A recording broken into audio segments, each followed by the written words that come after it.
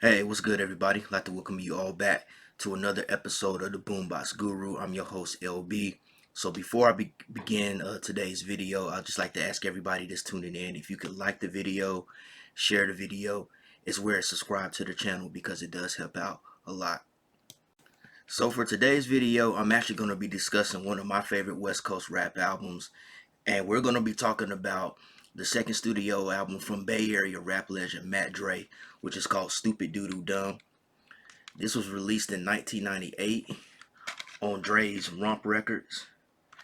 So this was before Thiz Entertainment, man. This was actually the first studio album that Mac Dre released when he was fresh out of the pen. Well, maybe not that fresh. I guess he had been out of the pen maybe a year and a half or 2 years. So yeah, he was relatively fresh out of the pen, and it was the first studio album that he put out. Prior to that, he had put out the first Rompalation compilation album, which was a huge success and which is a classic in Dre's discography as well. But even though Stupid Doodoo Dumb, even though this is considered to be his second studio album, honestly though, Stupid Doodoo Dumb is actually Dre's first proper studio album. And what I mean is that the Young Black Brother album that Dre put out back in '93, that was actually more of a compilation album. That record actually came out while Dre was locked up in prison for a conspiracy to commit bank robbery, which is a whole nother video within itself. Definitely go look up that story about Mac Dre. But yeah, that was a compilation album that compiled most of the recordings that Dre had recorded while he was signed to another local Bay Area label called Strictly Business Records. And all those songs were produced by Khayree. But Stupid Doodle Dumb, this was the first record that he put out, his first studio album that he put out after his stint in prison, man. And in this album, he actually had creative input in.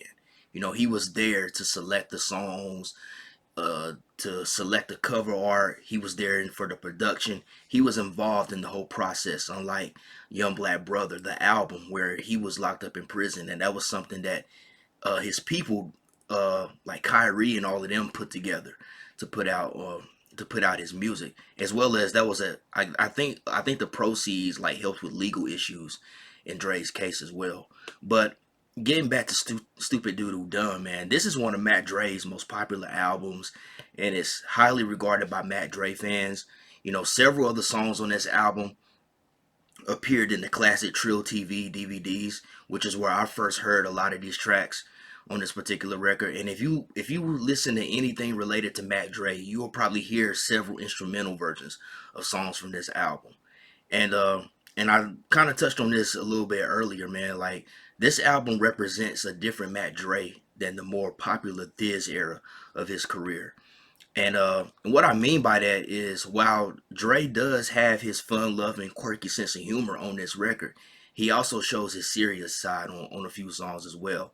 And I would say that Stupid Doodle Dumb, and it's a good balance of Dre's firm personality as well as him showing his gangster side. It's basically a really good representation of his neighborhood, the Crest side that he represented. You know, coming from the north side of Vallejo, California, man, the Crest side was known as a neighborhood that was fun, but you also had a lot of thorough cats out there that were really in the streets, and that stood on business. You know what I'm saying? But they also knew how to have fun. You know, to tell you the truth, man, a lot of them were kind of like lightweight comedians in a lot of ways. But Dre really displayed a hardcore rap style during this era. You know, as opposed to the more laid back, fun vibes that he had on during his Thiz era.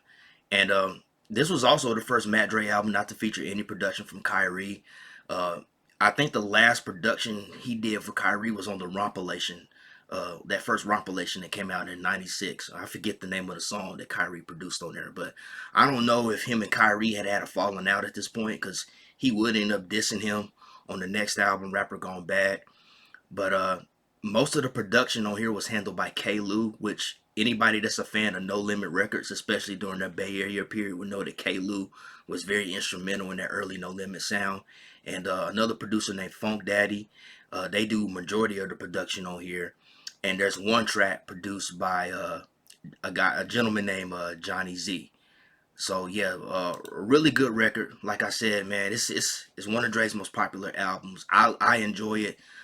You know, usually I was gonna try to just pick out my favorite songs from this album and focus on those, but honestly, every song on this album was just so good. This whole entire album from start to finish is just so good that I felt I would be doing a disservice if I left any songs like untouched and not discuss them. Man, that's just how good this record is.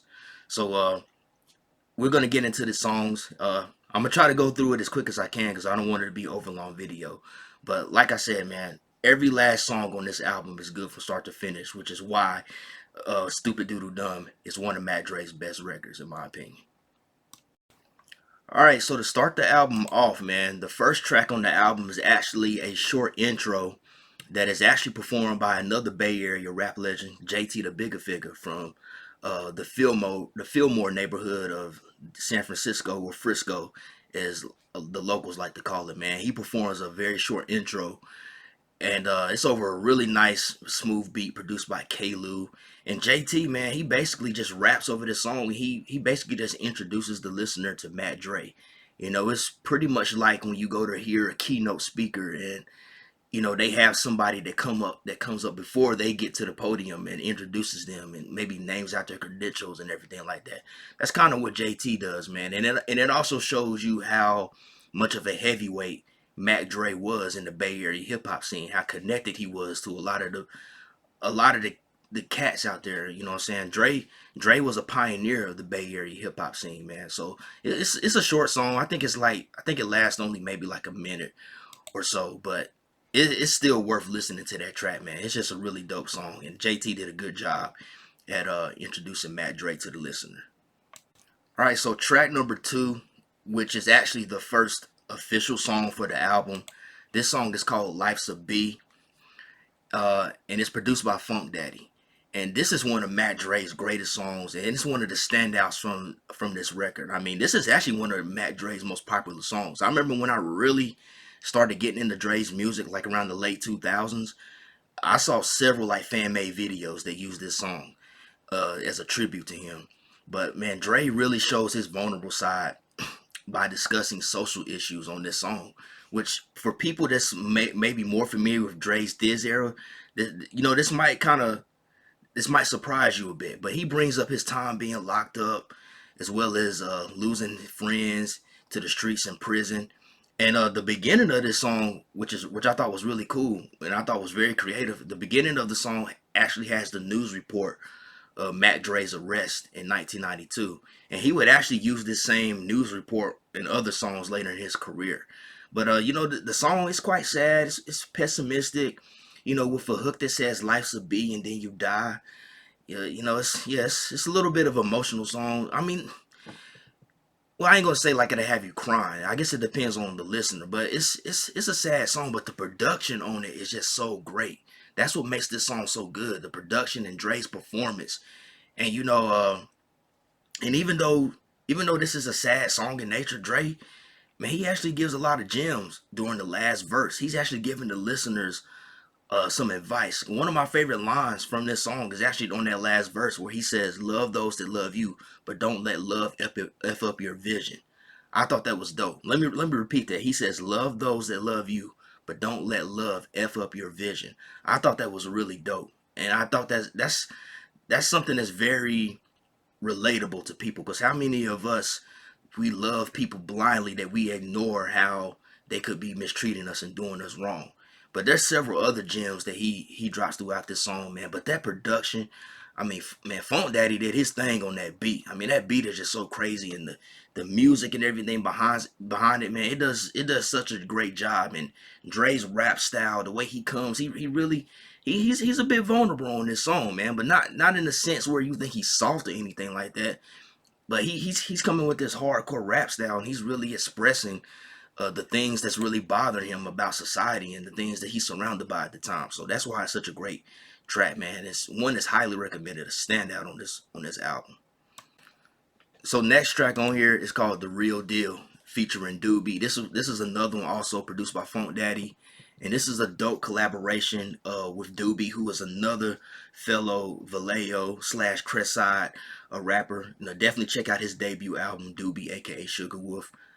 Classic Bay Area hip hop album. And he's a frequent collaborator of Mac Dre. throughout his career. You know, him and PSD and Mac Dre had that classic supergroup Cutthroat Committee. But Dre, a fun fact, Dre's first appearance on record after prison was on Doobie's self-titled album. Doobie, aka Sugar with Pimp, he did a song called Game I Be Spittin', which was a Mac Dre solo track. So that was actually his first appearance, Dre's first appearance fresh out of prison, man, and that's a highlight of that record. But you know, after the seriousness of the previous song "Life's a Beat," man, this song brings out Dre's fun side. And Dre and Doobie, man, they just trade some nice verses of over a hard hitting G funk beat. You know, a song that's perfect for the ride, man. Bass heavy, got that bounce to it. Something that's a huge hallmark of G funk. Really dig this song. One of my favorites on the record for sure. All right, next song we got on here is called 3C Romp. This one is produced by Khayree. And yo, this is one of my favorite Mac Dre songs. If I had a list of my top 10 Mac Dre songs, 3C Romp would definitely be in that top 5. I mean, the first time I heard this song, I heard the instrumental. It was on the first Trill TV DVD. It was that studio segment clip that they showed. But you know, Khayree, man, he provides Dre with his signature sound, which is that thick and heavy G funk. And Mac Dre just comes with a smooth and laid back flow that does this beat excuse me, such good justice, man. I mean, he does such a good job on this beat, man. He's just representing his hood and his crew, man. 3C, Country Club, Crestside, the Rumparoo crew. Not gonna call them a gang. They were known as the Rumparoo crew. That was Dre's crew who he came up with. That later kind of led to him doing some time in prison. But you know, that was his crew, and he just represents them on this particular track. You know, he names out different streets and crest. You know, he names drops a lot of factors from the hood, a lot of major figures and OGs from the hood, man. Just an excellent track, man. Just that smooth and thick, heavy G-funk, man. Just a perfect backdrop for Dre on this track, man. Really enjoy it. One of my top Mac Dre songs of all time. All right, so next song is actually the title track, Stupid Doodoo Dumb, man. I know for some of y'all to hear that title, Stupid Doodoo Dumb, I know that sounds silly to some of y'all, but let me tell you, don't let that title fool you, man. This is a great song and this is a great album. But yeah, man, this is another album standout. This joint actually features more fellow Vallejo, Crestside rappers, man. Mac Mall and Miami the Most. I mean, Miami the Most, I don't know he's necessarily a rapper, man. I think he's just like a boss. You know, he was just a major factor that was with Dre. You know what I'm saying, back in the days during his career, man. But Mac Mall, another legendary Bay Area artist, man, put out a classic album, several classic albums, you know. Illegal Business, what's that second album he did? Untouchable, Illegal Business 2000. He got several classics under his belt. But yeah, man, Mac Mall, he comes in, handles the hook, which he does amazingly. Miami the Most, he does the intro and the outro where he just speaks and talks a lot of stuff, man. You know, Miami the Most got such a unique voice, man. I always enjoy hearing him on Mac Dre songs. Man, this song, this has one of the dopest hooks ever. I mean, I'm not gonna repeat the hook here because the hook is pretty it's pretty explicit, man. But I gotta say you, man, Mac Dre, man, he just laces this track with his unique flow and his lyricism. I especially like how Dre during the first verse he references Too Short's cuss words, like he uses like a similar cadence that Too Short did on that song Cuss Words. And if anybody's a Too Short fan and you know the song Cuss Words, you exactly know what Drake's doing at the beginning of that first verse, man. And this song was actually produced by Khayree. Uh, and it actually kind of surprised me, man. I thought this was a Funk Daddy song, but this was actually a Khayree joint, and it kind of surprised me because it was different from his usual style, at least what I'm used to hearing, man. Because this song actually has a quirky and humorous style that fits the subject matter perfect, man. But yeah, I was a little bit surprised to see that Khayree did this joint, man. But he did a great job, man. I mean, I like the quirkiness and the fun vibe of that whole entire track, man. It just goes so well, man. Everybody did a phenomenal job on this track, man. So that's another favorite Mac Dre song of mine. So I think it's a lot of people's favorites. So it's definitely a fan favorite amongst the Mac Dre fan base, man. So huge standout on the album. Definitely check that song out. But really dig it. Really dig it. Really dig that song a lot. All right, so next song is called Crest Creepers. this is another favorite of mine on this album, man. You see what I'm saying, man? This is why I had to do the whole album, because every song on here is just so great. This is another one produced by Funk Daddy, man, and this is one of the dopest posse cuts ever, man. This one's got Doobie on it. It's got Jamar, Naked, the Underdog, aka Coolio. Not Coolio from LA. This is Coolio, the Underdog, uh, from Vallejo. Reek Daddy, Mac Mall. I gotta tell you, man, everybody on this song delivered their A game, man. Sometimes it's hard for me to really try to determine who had a favorite verse, but as of right now of this video, if I had to pick a favorite verse from anybody, it would have to be Reek Daddy. I really liked his cadence and delivery on his verse, man. He had a really tight punchline at the end of his verse. They ended his verse. He had like a really cold punchline. I'm not gonna repeat it here, because like I said, it's a bit explicit, man. You know what I'm saying? I don't want to offend anybody or anything like that, man. But he had a dope punchline that ended off his verse, man. But every rapper on this song is from the Crest Side neighborhood, hence the title. You know what I'm saying? And Funk Daddy, he provides the crew with a hard hitting G Funk beat, man. I mean, they just get on that beat, man. They just rip it to shreds, man. Everybody just came so hard on this track. Definitely one of the dopest posse cuts, man. I would put this song right up there with that "Do What We Do" from the Rompalation album, from the first Rompalation album. Definitely go check that song out too. But yeah, Crest Creepers is right up there with that song. It's actually kind of similar in vein in some ways. I mean, I don't think it has the exact same people, but Mac Mall and Doobie, and I think Coolio was, and maybe Rick Daddy might have been on What We Do, but those are two of the dopest posse cuts that I've ever heard come out of like Mac Dre's camp, man. And I put it right up there with those joints, man. So yeah, Crest Creepers, one of the dope posse cut, man. I'm telling you, man, they did nobody disappointed on that particular song at all. All right, so next song on here is called "Hoes We Like," produced by Funk Daddy. And my apologies for using the word "hoes" if I'm not intending to offend anybody, but I couldn't really think of any other censored way to say that, because saying H's we like just sounded cringy. So I just went ahead and said the word. So my apologies if I offended you by saying that word, man. But anyway, this song, "Hoes We Like," this is another favorite for me. This one features another rapper from Vallejo, Crestside rapper Sleep Dank. Very underrated. I'm even guilty of sleeping on Sleep Dank, man. He one of the hardest out of the Crest, man. And this also features Miami the most. He's like talking in between verses, man. But Mac Dre and Sleep Dank, man, they just trade verses about the type of women they like to deal with. The type of women they like to, do their thing with, man. And on the production side, man, this is another reason why I like this song so much, man, because Funk Daddy, man, he flips the funk classic "Shake Your Pants" by Cameo for the beat. Now I don't know if he like might have interpolated a song, which means like replayed the beat and everything like that. Maybe the other parts of the song I think was like an interpolations, cause like the musical part of it doesn't exactly sound like the original song, but that beat kind of sounds like the same beat. But I could be wrong. But whatever the case, man, whether they sampled the song or whatever, man, like they did a really good job at how they flipped that beat. And I just thought it was just a creative genius how they took such a classic funk song and just kind of, I don't know, they just gangstered it out, man. Talking about the different type of females they like to hook up with and stuff like that. I mean, and the way Mac Dre, the way he rhymed on that song, man, was just crazy, man. He just had a unique flow on that particular track. But if you somebody that's a funk fan, man, you gonna really dig that song. Especially old heads, maybe even the old heads who ain't even really into hip hop music.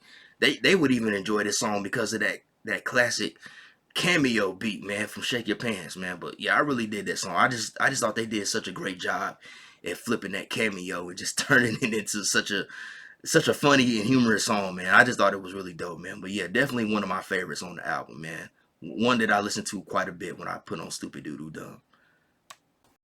All right, so next song is called "Nothing Correctable," and I'm not. I think Mac Dre, he might have had an earlier song called "Nothing Correctable." It might have been on his EP, the Young Black Brother EP. I think he had another song called "Nothing Correctable" earlier in his career before he went to prison, man. But in any case, man, this version right here on Stupid Doodle Dumb, this is another popular Mac Dre song. This is another one that is a fan favorite amongst Mac Dre's fans, man. You know, many people cite this as one of Dre's greatest songs. You know, if you go online and when people talk about Stupid Doodle Dumb, this is like the first song that a lot of people tell you to check out. I mean, it's appeared on a lot of Mac Dre's greatest hits compilations. And you know, K. Lou, man, he just provides a smooth beat with Dre using a nice flow and laid back delivery, man. It's the perfect song to ride to. Like, dude, like Dre just really did his thing flow wise on there, man. I mean, his overall performance on here was just stellar, which is why it's such a fan favorite, man. But a lot of people like Nothing Correctable, man, and it's easy to see why, man. It's definitely one of Mac Dre's dopest songs that he ever did, man. All right, so next song on this album is called Freaky Ish. You know what I'm saying? I'm just trying not to curse a whole lot or anything in these videos. I'll let you guys figure out. Excuse me. I'll let you guys figure out what the word really is. But in any case, man, this is another joint produced by K. Lou. And this also has an uncredited feature from a female rapper named Infamous. And Infamous actually handles the first two verses while Dre handles the third and last verse. And I kind of feel like I feel like maybe Infamous might have been an artist that Dre was working with, or he was bringing onto his label Rump Records at the time, and he was using this song as a way to spotlight her, cause she does the first two verses, and Dre just does that one last verse. But yeah, Freaky Ish. I mean, the title's pretty self-explanatory. It's a dirty rap song where Infamous and Mac Dre they rap about what they like doing during sex and the things they like having done to them, and they hold true to the title because they talk some freaky stuff. They really do, but it's a really good song, man. I like the beat. I like everything about this song. You know, I thought Infamous did a great job. Would have liked to hear more from her. I don't know what might have happened to her after this album. Maybe she decided to leave rap alone and do another career choice or something like that, man. But whatever the case, man, she was a highlight on this song, man. And her and Dre both, I mean, they just laced the track with some great rhymes, great flows, and everything, man. So yeah, man, Freaky Ish, another dope one on this album. All right, so next song is called Real N Words. You know what I'm saying? I don't need to really elaborate on the rest of that word. And this is interesting, man, because I was looking in the liner notes and Real N Words is not even credited in the liner notes. So I don't know who produced this song. It's not even credited in the liner notes. I don't know if that was intentional or if that was a manufacturing error, man. But sonically, man, it kind of sounds like a Funk Daddy song. I don't know. Maybe somebody who knows more can tell me in the comments who might have produced this song. But it's got a heavy G-Funk style that really thumps, man. And Dre, you know, he spit some hard verses over this track, and he got an incredible flow throughout it, man. You definitely got to listen to this song, man, cause Dre he be going hard on this song, and his flow is just sick on here, man. My favorite line on here though, and my apologies in advance, man, but I just thought this line was really dope. He says, "Pimpin' ain't dead; those hoes just been misled." I mean, I mean, like I said, my apologies if I offended anybody, but I just thought that was a real dope line because I ain't never heard nobody say that before, man, or at least not the way that Dre said it, man. The way Dre said it, it just sounded so slick, man. But yeah, man, this song, it's a hard one, man. You know, it's a real dope. Got that heavy G funk beat. I mean, the bass. If you got a nice system in your car, man, it's gonna bump in your car. But yeah, that's another one of my favorites on here, man. Definitely one that's got a lot of replay value for me. All right, next song is called "Get Your Grits." This one is another one produced by Funk Daddy. I noticed Funk Daddy got a lot of production credits on here. He's even got more than K-Lou. But yeah, when I first heard this song, I wasn't too crazy about it at first, but it's grown on me with repeated listens, man. I think it's a solid song, but there's not much that's really that interesting about the beat. I mean, I do like the heavy bass line, and I like that late '90s Southern hip hop influence in the rhythm. But honestly, man, Mac Dre's performance is what really carries this song and makes it worth listening to.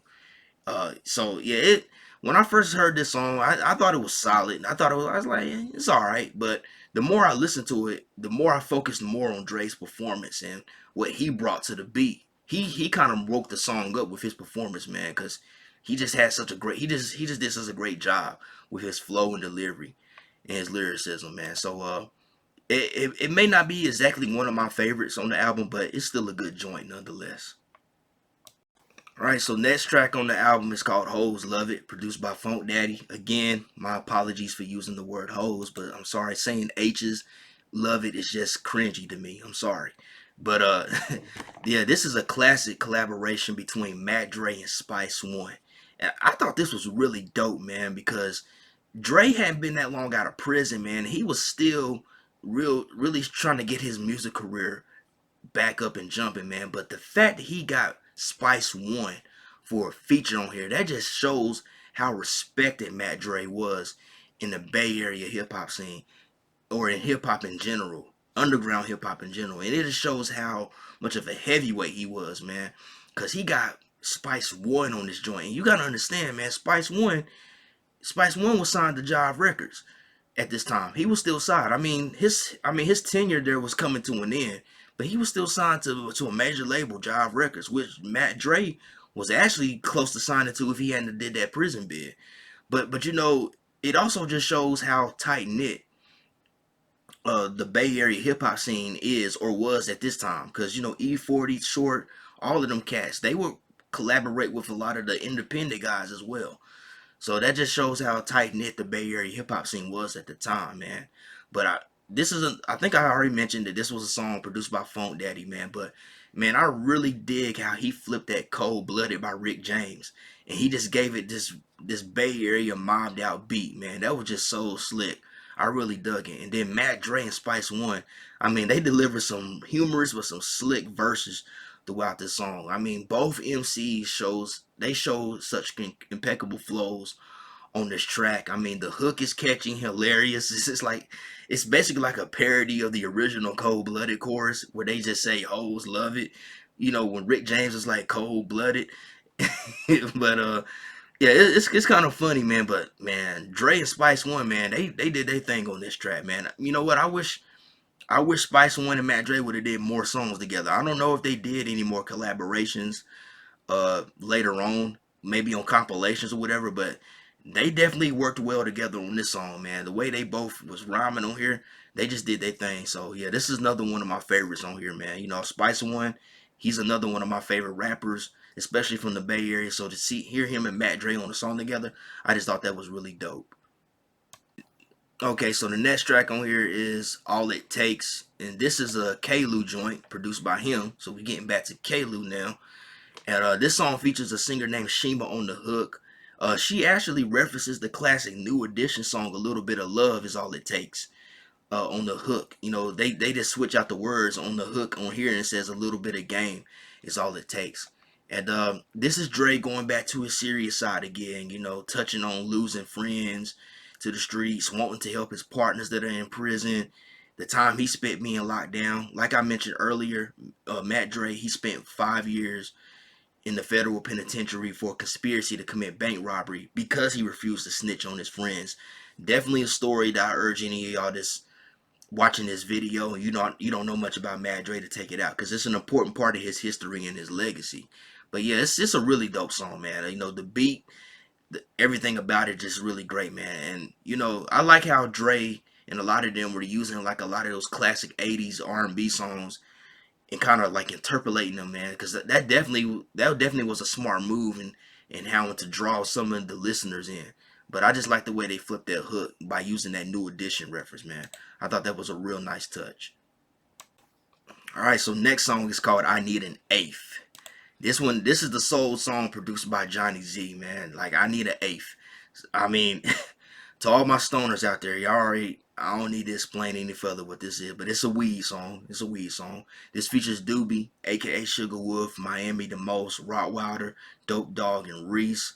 And this is actually one of the few songs where you hear Miami rap and not just talk. I wish Miami would have rapped more, because even when he's got a unique voice, but that's why I like to hear him talking on Matt Dre and like other related projects, man. But his rapping voice is really cool too because of his unique voice, man. So I wish we would have got to hear more rapping from Miami the Most. But yeah, like I said, this is the only song on the album not produced by Khayree and Funk Daddy, produced by Johnny Z, man. And this song is an ode to weed. it's one of the better weed anthems that most people probably have never even heard of. You know, even if you're someone like me that don't even smoke or partake in weed culture, you know what I'm saying? It's still a song that you can enjoy. That's just how good it is. And the beat is one of the best on the album, man. I really like how Johnny Z, he flipped that 80s dance classic called I Need a Freak. I'm pretty sure most of y'all that's watching this video know that song I Need a Freak. It was a huge hit back in the early 80s, man. And I think that song still gets played in like clubs and stuff because it's a really good dance song. Actually kind of ahead of its time, man. But man, the way that they kind of flipped that and just mobbed it out, and they changed it to it being about like trying to find the best weed and stuff like that. I thought that was really cool, man. So this is definitely one of my favorite Mac Dre songs. I remember when I was really getting into his music, man. This was one of the most popular songs that I kept coming across by a lot of people on YouTube, man. So definitely a banger and one of the best in his catalog for sure. And now we get down to the final song on the album, which is called Let's All Get Down, produced by Khayree. This is my favorite track from Khayree on this album. And the reason why is because he flips the classic Run DMC song Rock Box. Anybody that knows that song by Rock Box, y'all know what I mean, man. But the beat, man, it's one of the hardest. And Dre, he just comes with a unique hardcore rap style over this track, man. I mean, again, Dre tackles serious subjects such as doing time in prison and the hardships of coming up in the hood. You know, hearing about certain homeboys getting locked up and stuff like that. He just does such a great job on here. And this is one of again, this is another one of Mac Dre's best songs of all time, and it's a fan favorite. You know, I'll say it again. Back in the late 2000s, when I really started to get into Dre's music, Let's All Get Down was another one that I found a lot of Mac Dre's fans made a lot of tribute videos and fan made videos too, because it's a really good song. I mean, you definitely got to check it out. One of the best on the album, one of the many highlights on this record. So definitely go check that tune out. All right, so man, we just went through every song on Stupid Doo Doo Dumb. So what I want to say about this album is that Stupid Doo Doo Dumb is one of Mac Dre's best albums, and you know if you give it a listen, you will understand why it's so popular. You know, me personally, I respect all the eras of Mac Dre's career, but this time in his career, this particular era, is my favorite because Dre showed a hardcore rap style alongside his quirky sense of humor, which made him stand out amongst most West Coast rappers. You know what I'm saying? I think this is what made him so different, man. I mean, he continued to be different and unique throughout the different phases of his career, man. But this particular era, like from Stupid Doodle Dumb and then like the Rapper Gone Bad, probably all the way to like Mac Dre's the name, or no, I would say it's not what you say, it's how you say it. But man, that particular era, man, I just really dig that era of Mac Dre. I just thought it was so dope, man. But this one right here, the way he just had that hardcore rap style and with the sense of humor and the quirkiness, man, I just thought that was really dope. And I also want to add to y'all that's watching this video, don't let the title Stupid Doodoo Dumb fool you. This is a essential Mac Dre album, and it's one of the highlights of the Bay Area hip hop scene. So I know some of y'all will probably come across this video and be like, "Stupid Doodoo Dumb, man. What kind of name is that for an album? I ain't listening to no album like that." Let me tell you something, man. The title was meant to be funny, cause that's just Dre. Mac Dre had a really good sense of humor, man. So the title's meant to be funny. So definitely give the album a chance. Don't just judge it by the album title. I'm saying this because I know there's a lot of y'all out here that will judge this album by the name title alone, just write it off as being something stupid, and it's not. It's really one of the best West Coast rap albums ever. One of the best albums to come out of the Bay Area hip hop scene, man. I'm telling you. And yeah, just don't overlook it because of the title, man. It's meant to be funny.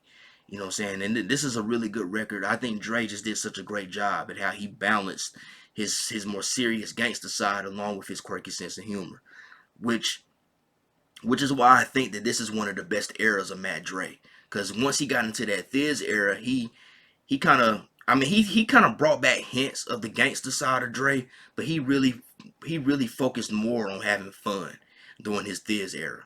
He really focused on the fun aspect of his personality, and he kind of the gangster side. It was still there, but you know, he just had more fun with it. But I just like how he balanced it out on during this particular era, man. But such a classic record, one that I think everybody should check out, man. If you've never listened to this album, man, let this video be a gateway. Let this video motivate you to go check it out, man, because it's a wonderful record. One of the best records in West Coast rap, in my opinion. All right, so that's it for this video. Me discussing, reviewing Mac Dre's second studio album, Stupid Doodoo Dumb. Definitely go check it out. If you enjoyed this video, please do me a huge favor once again. I just ask you to like the video, share the video, and subscribe to the channel. As always, I appreciate each and every person out there that's been subscribing to the channel. Everybody that's been watching the videos, that's been showing support in the comments and so forth. I really do appreciate that. And as always, hope everybody has a blessed day, a blessed week. Love, peace, and music. Peace out, y'all.